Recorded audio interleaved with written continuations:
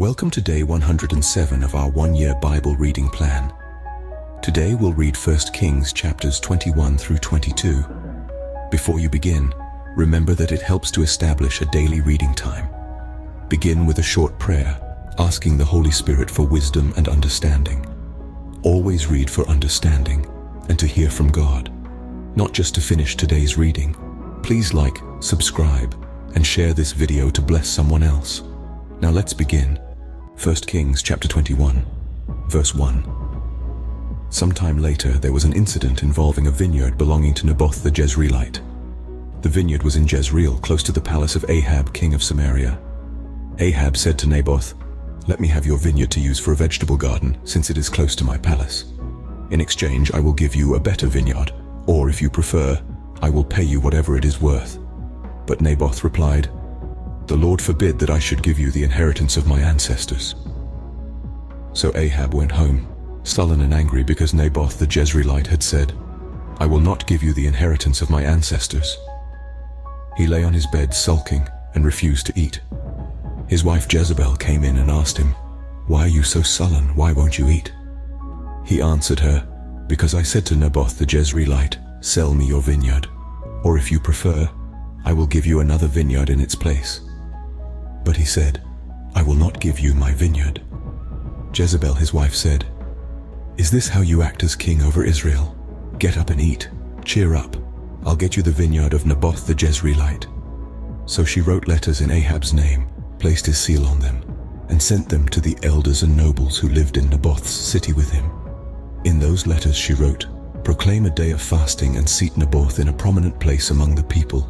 Verse 10. "But seat 2 scoundrels opposite him and have them bring charges that he has cursed both God and the king. Then take him out and stone him to death." So the elders and nobles who lived in Naboth's city did as Jezebel directed in the letters she had written to them. They proclaimed a fast and seated Naboth in a prominent place among the people.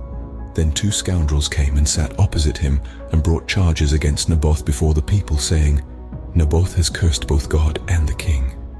So they took him outside the city and stoned him to death. Then they sent word to Jezebel, "Naboth has been stoned to death." As soon as Jezebel heard that Naboth had been stoned to death, she said to Ahab, "Get up and take possession of the vineyard of Naboth the Jezreelite that he refused to sell you. He is no longer alive, but dead." When Ahab heard that Naboth was dead, he got up and went down to take possession of Naboth's vineyard. Then the word of the Lord came to Elijah the Tishbite, "Go down to meet Ahab king of Israel, who rules in Samaria. He is now in Naboth's vineyard, where he has gone to take possession of it. Say to him, 'This is what the Lord says. Have you not murdered a man and seized his property?' Then say to him, 'This is what the Lord says. In the place where dogs licked up Naboth's blood, dogs will lick up your blood. Yes, yours." Verse 20. Ahab said to Elijah, "So you have found me, my enemy."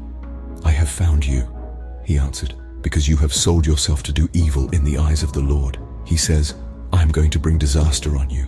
I will wipe out your descendants and cut off from Ahab every last male in Israel, slave or free. I will make your house like that of Jeroboam son of Nebat and that of Baasha son of Ahijah, because you have aroused my anger and have caused Israel to sin." And also concerning Jezebel, the Lord says, "Dogs will devour Jezebel by the wall of Jezreel. Dogs will eat those belonging to Ahab who die in the city, and the birds will feed on those who die in the country."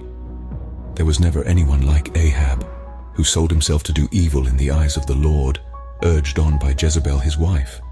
He behaved in the vilest manner by going after idols, like the Amorites the Lord drove out before Israel. When Ahab heard these words, he tore his clothes, put on sackcloth and fasted. He lay in sackcloth and went around meekly. Then the word of the Lord came to Elijah the Tishbite, "Have you noticed how Ahab has humbled himself before me? Because he has humbled himself, I will not bring this disaster in his day, but I will bring it on his house in the days of his son." 1 Kings chapter 22, verse 1. For 3 years there was no war between Aram and Israel. But in the 3rd year, Jehoshaphat king of Judah went down to see the king of Israel. The king of Israel had said to his officials, "Don't you know that Ramoth-Gilead belongs to us, and yet we are doing nothing to retake it from the king of Aram?" So he asked Jehoshaphat, "Will you go with me to fight against Ramoth-Gilead?"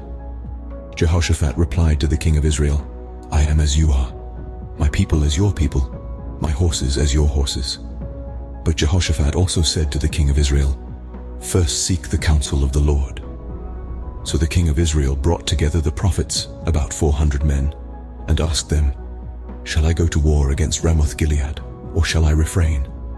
Go, they answered, for the Lord will give it into the king's hand. But Jehoshaphat asked, Is there no longer a prophet of the Lord here whom we can inquire of? The king of Israel answered Jehoshaphat, There is still one prophet through whom we can inquire of the Lord, but I hate him because he never prophesies anything good about me, but always bad. He is Micaiah son of Imlah. The king should not say such a thing, Jehoshaphat replied. So the king of Israel called one of his officials and said, Bring Micaiah son of Imlah at once. Verse 10. Dressed in their royal robes, the king of Israel and Jehoshaphat king of Judah were sitting on their thrones at the threshing floor by the entrance of the gate of Samaria, with all the prophets prophesying before them. Now Zedekiah son of Kenana had made iron horns, and he declared, This is what the Lord says, With these you will gore the Arameans until they are destroyed. All the other prophets were prophesying the same thing. Attack Ramoth-Gilead and be victorious, they said, for the Lord will give it into the king's hand. The messenger who had gone to summon Micaiah said to him, Look, the other prophets without exception are predicting success for the king. Let your word agree with theirs and speak favorably. But Micaiah said, As surely as the Lord lives, I can tell him only what the Lord tells me. When he arrived, the king asked him, Micaiah, shall we go to war against Ramoth-Gilead or not? Attack and be victorious, he answered, for the Lord will give it into the king's hand. The king said to him, How many times must I make you swear to tell me nothing but the truth in the name of the Lord? Then Micaiah answered, I saw all Israel scattered on the hills like sheep without a shepherd. And the Lord said, These people have no master. Let each one go home in peace. The king of Israel said to Jehoshaphat, Didn't I tell you that he never prophesies anything good about me, but only bad? Micaiah continued, Therefore hear the word of the Lord. I saw the Lord sitting on his throne with all the multitudes of heaven standing around him on his right and on his left. Verse 20. And the Lord said, Who will entice Ahab into attacking Ramoth-Gilead and going to his death there? One suggested this, and another that. Finally, a spirit came forward, stood before the Lord and said, I will entice him. By what means? The Lord asked. I will go out and be a deceiving spirit in the mouths of all his prophets, he said. You will succeed in enticing him, said the Lord. Go and do it. So now the Lord has put a deceiving spirit in the mouths of all these prophets of yours. The Lord has decreed disaster for you. Then Zedekiah son of Kenana went up and slapped Micaiah in the face. Which way did the Spirit from the Lord go when he went from me to speak to you? He asked. Micaiah replied, You will find out on the day you go to hide in an inner room. The king of Israel then ordered, Take Micaiah and send him back to Ammon, the ruler of the city, and to Joash the king's son, and say, This is what the king says. Put this fellow in prison and give him nothing but bread and water until I return safely. Micaiah declared, If you ever return safely, the Lord has not spoken through me. Then he added, Mark my words, all you people. So the king of Israel and Jehoshaphat king of Judah went up to Ramoth-Gilead. Verse 30. The king of Israel said to Jehoshaphat, I will enter the battle in disguise, but you wear your royal robes. So the king of Israel disguised himself and went into battle. Now the king of Aram had ordered his 32 chariot commanders. Do not fight with anyone, small or great, except the king of Israel. When the chariot commanders saw Jehoshaphat, they thought, Surely this is the king of Israel. So they turned to attack him. But when Jehoshaphat cried out, the chariot commanders saw that he was not the king of Israel and stopped pursuing him. But someone drew his bow at random and hit the king of Israel between the sections of his armor. The king told his chariot driver, Wheel around and get me out of the fighting. I've been wounded. All day long the battle raged, and the king was propped up in his chariot facing the Arameans. The blood from his wound ran onto the floor of the chariot, and that evening he died. As the sun was setting, a cry spread through the army, every man to his town, every man to his land. So the king died and was brought to Samaria, and they buried him there. They washed the chariot at a pool in Samaria, where the prostitutes bathed. And the dogs licked up his blood, as the word of the Lord had declared. As for the other events of Ahab's reign, including all he did, the palace he built and adorned with ivory, and the cities he fortified, are they not written in the book of the annals of the kings of Israel? Verse 40, Ahab rested with his ancestors, and Ahaziah his son succeeded him as king. Jehoshaphat son of Asa became king of Judah in the 4th year of Ahab king of Israel.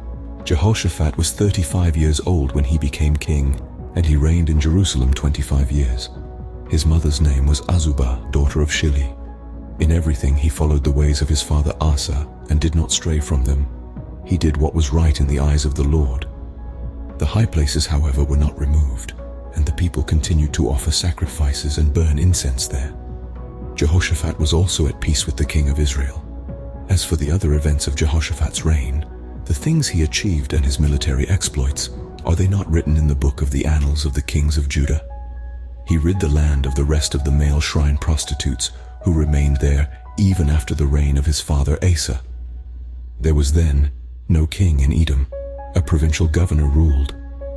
Now Jehoshaphat built a fleet of trading ships to go to Ophir for gold, but they never set sail. They were wrecked at Ezion-Geber.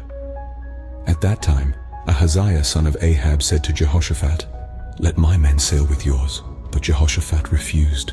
Verse 50, Then Jehoshaphat rested with his ancestors and was buried with them in the city of David his father. And Jehoram his son succeeded him as king. Ahaziah son of Ahab became king of Israel in Samaria in the 17th year of Jehoshaphat king of Judah, and he reigned over Israel 2 years. He did evil in the eyes of the Lord, because he followed the ways of his father and mother, and of Jeroboam son of Naboth, who caused Israel to sin. He served and worshipped Baal, and aroused the anger of the Lord, the God of Israel, just as his father had done. This concludes 1 Kings chapters 21 through 22 for day 107. We hope you are enjoying these daily videos. Remember to check the description box for links and resources. Thank you for watching. Please like, share, and subscribe. Your support helps spread God's word to reach more people on YouTube. We'll see you in the next video for our day 108 reading.